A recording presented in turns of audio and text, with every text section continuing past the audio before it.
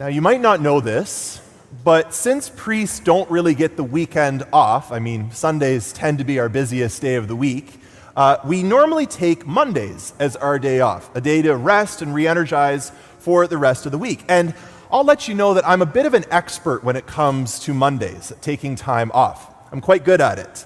I am perfectly fine with sleeping in and watching a movie, listening to some music. By the end of my Monday, I'm okay if I have not accomplished a single solitary thing that day. But Father Simon is very different. He's one of those people that needs to accomplish multiple things in a day or else he just doesn't feel fulfilled. And so one Monday, as usual, I'm lounging around the house in my sweatpants, wondering what Netflix show I'm going to browse next. And I hear this clattering coming from downstairs. So I go to investigate. And Father Simon is packing a backpack full, he's getting a water bottle, he's pulling his bike out of storage. And so I'm like, oh, are you going for a bike ride? And he looks at me with a look of absolute glee. And he's like, not just a bike ride. I've planned my very own triathlon. I'm like, okay. He's like, yeah, I'm going to bike to my friend's house. It's over 10K away. And then I'm going to swim the length of the lake that their house is on. And then I'm going to run back to the house and leave my bike there, and someone will drop it off later. Doesn't that sound fun? I'm like, no. That sounds, I'm getting exhausted just listening to your plans for the day. But honestly, I'm inspired by Father Simon. I want to be more like him when I grow up, you know? Because we naturally celebrate and look up to people that accomplish difficult things. You know, when people cross the stage at a graduation, we cheer for them because we know all the blood, the sweat, the tears, the studying that went into getting a degree. I think that's why we celebrate anniversaries as well, because we know that marriage is difficult. Well, I mean, I don't know, but I can only assume that it is, you know, looking out. It's hard to be married, right? I notice some husbands holding very still, you know, not moving an inch. Very good, you passed the test, right? Marriage is so easy when I'm married to you, my dearest, the love of my life, right? But honestly, it's a difficult vocation. It takes work to make it work. And so that's why we celebrate anniversaries. And I find often as humans, we don't like to do the hard work to accomplish something good. We want immediate gratification. We want the good stuff now. We don't want to work for something in the future. And I at least find that in my own life. Like, there's things that I know I should be doing, but I don't want to because I'm lazy. I don't want to work for it. I am very good at being a couch potato. You know I have to work out more. I know I have to eat healthier. I can't expect results just from doing nothing. It's irrational, and yet, there we go. I don't often do it because I'm lazy. I don't want to. Or I look at the music team and the beautiful worship that they do, and I'm like, wow, like, wouldn't it be great if I could play an instrument like that? That would be so fun.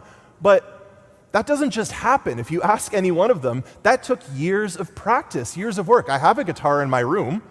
I never practice. I quit piano when I was a kid because it was too hard, right? We don't want to do the work to become good at something. And it's easy to embrace that temptation to just veg out and keep everything easy.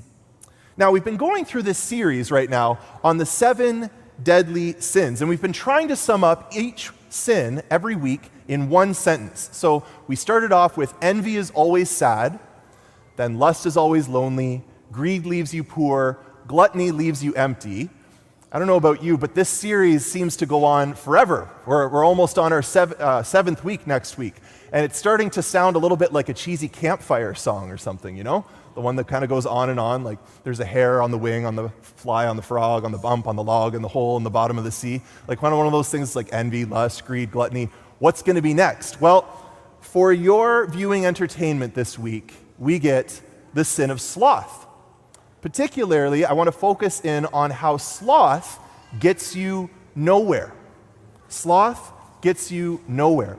And sloth is one of the deadly sins, and a good working definition of the word sloth, if you haven't heard it before, or if you think it only refers to the cute creature, the sloth, But a sloth is named after this sin because they tend to move very slow. So sloth, the sin of sloth, is a culpable lack of physical or spiritual effort. So it's a culpable lack of physical or spiritual effort when you're not making as much effort as you should, either physically or spiritually. So physical sloth could look like doom scrolling or binging things on Netflix or Prime, or procrastination. Again, guilty of all as charged, right? That is no stranger to me. You could say that after years of practice and hard work, I've become an expert at being lazy. But sloth gets you nowhere, because if you never make an effort to achieve anything, you'll never get anywhere. Right? That's what sloth does. But spiritual effort, what does it mean to be slothful spiritually? That could be a little bit harder for us to picture. Well, it could be a lack of energy in pursuing God. It could be, just settling for the bare minimum in my Christian life. And the dangerous thing about sloth is that over time, if we let it, we will gradually just drift away from God altogether, just because of the things that we're not doing, that we're not working at. And the temptation to spiritual sloth is actually far more dangerous than mere physical laziness, and it's harder to spot, which I think is why Jesus spoke so strongly in his answer to that person who asks him about who is going to heaven. Because someone comes up to Jesus and asks him, "Lord, will only a few be saved?" Will only a few be saved? Basically asking, how many people in the end are going to make it to heaven? Imagine this person's probably trying to figure out what his odds are, Is it a lot? Is it most of us? What are my chances of getting in there? But Jesus doesn't respond exactly as this person was hoping. He doesn't give a number. He doesn't give stats. He doesn't pull out a pie chart. Jesus does give an answer, though, and it's a pretty sobering one. He answers and says, "Strive to enter through the narrow door. For many, I tell you, will try to enter and will not be able." Basically, it's a narrow door to get into heaven, and many will not be able to enter, so you have to strive. You have to try to get into heaven. Now, I just want to acknowledge that might be hard for some of us to hear. It might even be new for some of us to hear. It certainly isn't one of Jesus' most comforting words, and it might be jarring or upsetting or saddening to us. And that's because so much of our culture has been impacted, has been infected, in fact, by a heresy called universalism. Now, you might not have heard of the word universalism before, but I'm sure that you've heard what universalism teaches, and it's a false belief. It's a false belief that in the end, through one way or another, everyone will go to heaven. That somehow everyone will end up in heaven. Life is kind of like this big lazy river, and everyone's in a raft, and we're just kind of bumping along. We don't have to do anything too strenuous. We don't have to swim, and at the end of the lazy river, we all reach the same destination. Now, can you see how the subtle influence of this false belief leads to spiritual sloth? Right? Because, if everyone goes to heaven, then why do I need to try to grow in the spiritual life? Why do I need to work on becoming holy, on drawing closer to God, if we all just end up in heaven anyways? And that's why this kind of sloth is so dangerous. And Jesus actually says exactly the opposite of universalism. He warns again and again that not everyone will go to heaven. In fact, Jesus speaks about hell more than any other person in the Bible. And he lays out this scene. Again, he's speaking to people that have probably eaten with him, that have heard him speaking in their cities and their towns. And he's describing the judgment at the end of time. And he says people will come up to him and say, "We ate and drank with you, and you taught in our streets." But the Lord will say to you, "I do not know where you come from. Go away from me, all you evildoers." It's a pretty sobering thought. Right? If we were to put this in our own words nowadays, maybe we would say, "Lord, I went to church every once in a while, and I prayed grace before meals. That counts as prayer. And I wasn't a bad person." But how heartbreaking it would be to hear Jesus say, "I don't know you. Depart from me." I don't know who you are. This is a very sobering thought to think about. Jesus doesn't want us to just not be bad. He doesn't want us to just do the bare minimum. He wants people that are totally devoted to him, that are just sold out for Jesus, that are willing to do anything it takes to grow in holiness, who are striving for heaven. Because rather than a lazy river, life is more like a real river. And to become a saint, we have to swim upstream. We have to put some effort into going through the narrow door. Now, I don't want you to walk away from this terrified, and I also don't want you to walk away from this thinking that we somehow earn our way into heaven by doing lots of good stuff. But the more good stuff we do will kind of impress God enough that we get to go to heaven. Because that's a whole other heresy that we don't believe in. I'm not going to get into that one. I'll save that for someone else. One heresy a day is more than enough. But Jesus saves us through his cross, through his resurrection. He does all that work. It's only because of him that we're able to go to heaven, through his grace. But we have to respond to that grace. We have to say yes to that grace. And that's where the hard work comes in. But sloth doesn't like hard work. Sloth wants you to sit back and do nothing, because sloth will get you nowhere. And so if heaven is the goal and we want to reach heaven, that means we have to resist sloth. We have to strive to be holy. We have to push ourselves to do hard, uncomfortable things that we don't want to do, but are actually really good for us and bring us closer to God. We have to actively fight against sloth. Been talking about hell enough, I got to put up a sloth with some boxing mitts on to lighten the mood here. But seriously, you have to fight against sloth. You have to actively fight against sloth. That's the only way that we'll be able to overcome it and strive for heaven. And it helps by taking first a small, concrete step, and that step leads to another step. You have to start somewhere. So for instance, if you know, I need to have a daily prayer time. I need to spend time with God every single day. But it's so much easier to just scroll a little bit longer on your phone. Just procrastinate just a little bit longer. Well, that's sloth. And you have to actively fight against it. You have to just make that first step. I'm going to put my phone down. And then I'm going to make another step. I'm going to grab my Bible. And then I'm going to open it. And I'm going to pray, even though I don't want to, because this is good for me and I want to strive for heaven. If you know that you have to go to Mass every single Sunday, but it's so easy to just hit that snooze button and hit it again, and then, well, I'm kind of going to be late at this point. Okay, I'll just catch it up next week. Right? How easy it is. That's sloth. Fight against it. Actively fight against sloth. Turn off that alarm, get out of bed, get breakfast, get in the car, get to church. The only way to fight against sloth is to actually do something and go somewhere. If you're feeling called to serve in the church, God has given you talents to give to the church, to build up his church. But it's so easy to just say, well, I'll just live my own life, I'll do my own thing. That's sloth. Fight against it actively. Say, you know what, I'm gonna sign up, I'm gonna serve in the church.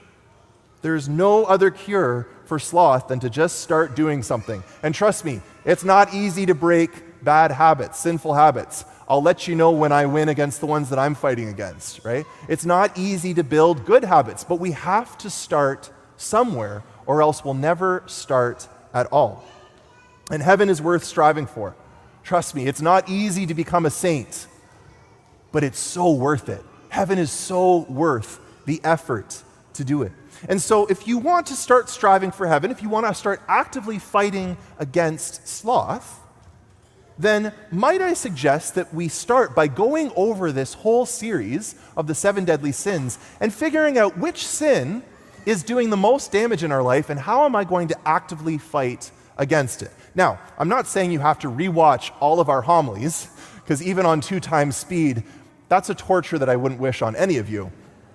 But, in fact, actually, if you think about it, if you just sit down and binge watch all of our homilies on YouTube, you might just be back in sloth again of just sitting there watching YouTube videos, not actually doing anything, not getting you anywhere. But you have to make it personal. So go over this series in some way and ask God in your prayer time these 2 questions. First, ask God, what is the deadly sin that I am most susceptible to? What's the one sin that's really wreaking some havoc in my life? And then the second question you ask God is, what do I need to do to fight this sin and strive for heaven? Just these two simple questions. And I encourage you to bring your prayer journal into that prayer time and write down what God says. Because trust me, when we come into God's presence and ask Him to speak, He speaks. He's going to have things to say because He wants to help you strive for heaven. So let's say, for instance, you're struggling with gluttony, another sin that I identify with. I feel like at different points of the week, all 7 of them are temptations for me. But gluttony, okay, let's say God reveals that to you. Okay, this is a sin that is really a struggle in your life. Okay, I'm going to write that down because seeing it on a piece of paper helps it be more concrete. And then you ask God, God, what do you want me to do to fight against this? And maybe He'll give you an idea like, I'm going to fast on Wednesdays and Fridays. I'm going to skip a meal on Wednesdays. I'm going to skip a meal on Fridays. I can do that. That won't hurt me. Okay, this is just an example. I'm not telling you to go and do this. But come before God, give Him space to speak, and He will give you direction. And I encourage you, don't be afraid to be radical. Don't be afraid to be radically holy, to pursue God, to strive for great things in the spiritual life, to become a saint. Because remember, God's grace is for you. His help is waiting for you. He wants to help you grow. He wants to lead you into deeper holiness. He's waiting to help you become the person that He has called you to be. Now, 2 weeks ago, we hosted an event here at the parish called the 100K Harvest. It was put on by some amazing missionaries who taught us all about evangelization and how we can share the gospel with other people. And it wasn't just teaching. They actually made us put it into practice. And at the end of the day, we all went out into the streets of Halifax and we tried to talk about Jesus with people and share the good news of Christianity with them. And for a lot of us as Catholics, that's kind of countercultural. That's really scary for us to do, to start a conversation with a complete stranger and try and talk about Jesus and pray with them. That's really hard. But I was so encouraged by the parishioners who came out and strived in this way, that decided to do something that was uncomfortable, that was hard, because they wanted to grow in their faith. And in particular, I was really inspired by 2 teenagers from our youth group called The Rise, Ken and Denise. And I was partnered up with them as we went out street evangelizing, and I was so impressed by them. They were nervous, I could tell. Sometimes they fumbled their words. Sometimes they didn't know what to say, but they went for it. They started conversations there's a picture of them talking with 2 Jehovah's Witnesses about Jesus.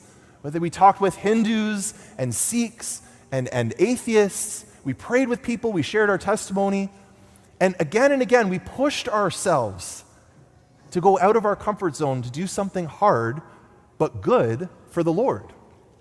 And the next day at Sunday Mass, Ken, who was altar serving, he's like, I don't think he struggles with sloth at all. Here he is street evangelizing, he's serving in the parish, it's amazing. But Ken told me, yesterday was so amazing.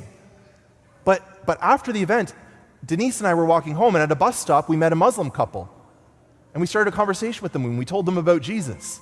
And then after the bus stop, we were walking home, we met another Muslim couple. We talked with them about Jesus. Right? It's becoming normal for them.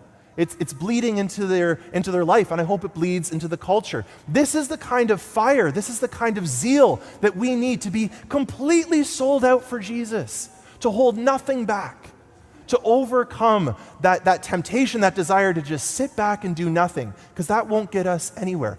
But to pursue the Lord, to strive for heaven, and to actively fight against that tenacious temptation to sloth that can be so infectious in our life.